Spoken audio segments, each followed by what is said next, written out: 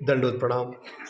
ब्रह्मविद्या चिंतन ग्रुप या ग्रुपच्या माध्यमातून ॲडिओ, व्हिडिओ, प्रश्नोत्तर अशा विविध उपक्रमाच्या माध्यमातून ब्रह्मविद्येवर चिंतन, मनन, बोधवंत नामधारक वासनिकासाठी आपण करत असतो. मी विजयराज हरबास महानुभाव आपल्या सर्वांना पुनश्च दंडोत प्रणाम. मागील व्हिडिओच्या रेकॉर्डिंगमध्ये आपण पूर्वी प्रकरण, आण्णव्यावृत्ती प्रकरण आणि युगधर्म प्रकरण या 3 प्रकरणावर आपण चिंतन केलेलं आहे. आता आपण संहार या प्रकरणाला सुरुवात करत आहोत. हे जे प्रकरण आहेत, सर्वज्ञ श्री चक्रधर स्वामींनी 12व्या शतकामध्ये जे भक्तजन आहेत त्या भक्तांना निमित्त करून अखिल मानव जातीसाठी परमेश्वराचा आचार, विचार आणि 4 पदार्थाचं ज्ञान, त्यामध्ये जीव, देवता, प्रपंच आणि परमेश्वर या 4 पदार्थाचं ज्ञान परमेश्वर आपल्या भक्तांना करवित असतात.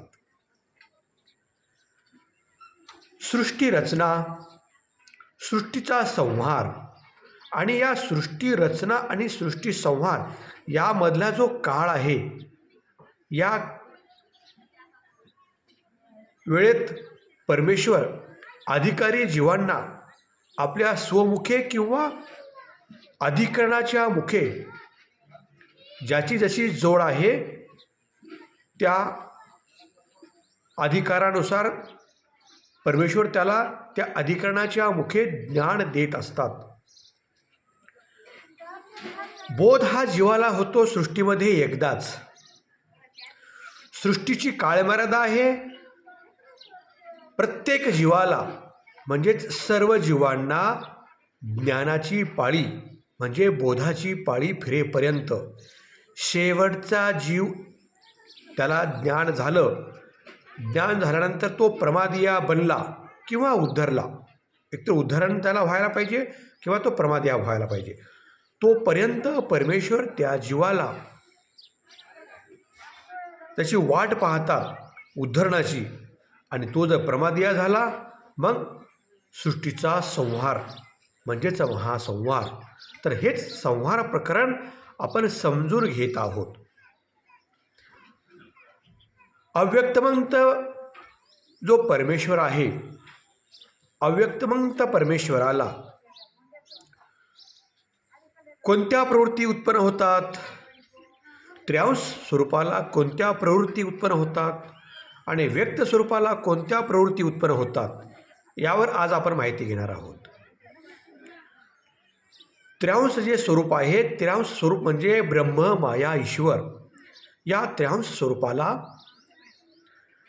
सृष्टीची रचना, सृष्टीचा संहार आणि अवतार धारण करणे. कुठे अवतार धारण करायचा, कोण्या मात्यापित्याच्या उदरी अवतार धारण करायचा, ह्याला म्हणतात अवतरण. सृष्टीचा संहार आणि सृष्टीची रचना या तिन्ही प्रवृत्तीचा उजरंब त्र्यांश स्वरूपाला होत असतो. त्र्यांश स्वरूप म्हणजे ब्रह्म, माया, ईश्वर हे तिन्ही अंश ज्या ठिकाणी आहेत त्याला त्र्यांश स्वरूप असं म्हटलं गेलेलं आहे. आणि ईश्वराचं जे केवळ स्वरूप आहे त्या केवळ स्वरूपाला उद्धरण म्हणजे जीवाचा उद्धार करावा याच प्रवृत्तीचा उल्लेख होतो. पुन्हा त्यामध्ये बदल होत नाही. अव्यक्तवंत परमेश्वराला एकदा उल्लेख झाला केवळ स्वरूपाला की आता उद्धार करायचा आम्हाला, म्हणजे जीवाचा उद्धार करणे या प्रवृत्तीचा उल्लेख झाला की पुन्हा त्यामध्ये बदल होत नाही, कार्य थांबत नाही. पण त्र्यांश स्वरूपाच्या ठिकाणी बदल होत असतो. रचना, संहार, अवतार धारण करणे. वेळेत कधीकधी अवतार धारण करावा असा हेतू निर्माण झाला, अमुक्या माते पित्याच्या पोटी अवतार धारण करावा असा उल्लेख उत्पन्न झाला, पण काही कारणास्तव परत तिथे बदलसुद्धा होऊ शकतो. प्रवृत्तीमध्ये रद्दसुद्धा करू शकतात. दुसरीकडे अवतार धारण करू शकतात. त्याला म्हणतात त्र्यांश स्वरूपाच्या. आणि व्यक्तमंत जो परमेश्वर आहे, व्यक्तमंत परमेश्वराला सुद्धा प्रवृत्ती उत्पन्न होते. मग आता याचा आपण संहार या प्रकरणामध्ये माहिती घेत आहोत. संहार प्रकरण अगोदर का सांगितलेलं आहे? युगधर्म प्रकरण झाल्यानंतर संहार अगोदर सांगितलेला आहे. रचना अगोदर सांगायला पाहिजे, म्हणजेच संसरण प्रकरण सांगायला पाहिजे होतं, पण संसरण प्रकरण न सांगता संहार प्रकरण अगोदर सांगितलं.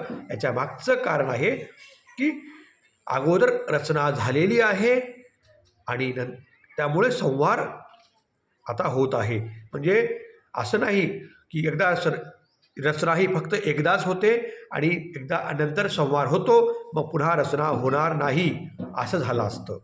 रचना झाली, पुन्हा संहार झाला, पुन्हा मध्ये कार्य, पुढे रचना होणार नाही असं झालं असतं. म्हणून अगोदर संहार सांगितलं.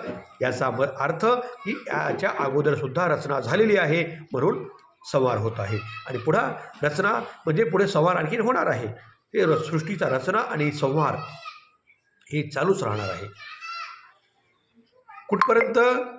सर्व जीवांना ज्ञानपाळी फिरेपर्यंत, सर्व जीवांचा उद्धार होईपर्यंत, सर्व जीवांचा उद्धार होईपर्यंत हे कार्य थांबणारं नाही. आजच्या भागामध्ये एवढंच. उद्याच्या भागामध्ये संहार प्रकरणाची जे पहिलं सूत्र आहे त्या पहिल्या सूत्राचं आपण चिंतन करणार आहोत. दंडवत प्रणाम.